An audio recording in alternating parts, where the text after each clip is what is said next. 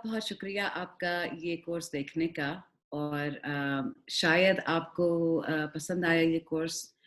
कुछ चीज़ें आपको शायद समझ ना आए, कुछ चीज़ें शायद आपको सवाल हों कुछ चीज़ों के।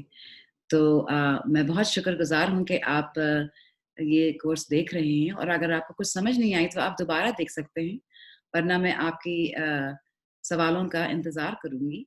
और अगर जितने ही जैसे I will do my best कि मैं आपको वापस आंसर करूँ। आपसे ये एक गुज़ारिश है कि आप बिल्कुल अटेंशन के साथ ये सुनें, और अगर कुछ समझ नहीं आया, इसलिए कि ये दिमाग के लिए कभी समझ नहीं आता है, मगर आपकी अंदरूनी तरबियत जो ऑलरेडी है उसको समझ है। तो आप दिमाग से मत सुनो, आप सिर्फ़ दिल से सुनो और बिल्कुल अटेंशन से सुनो।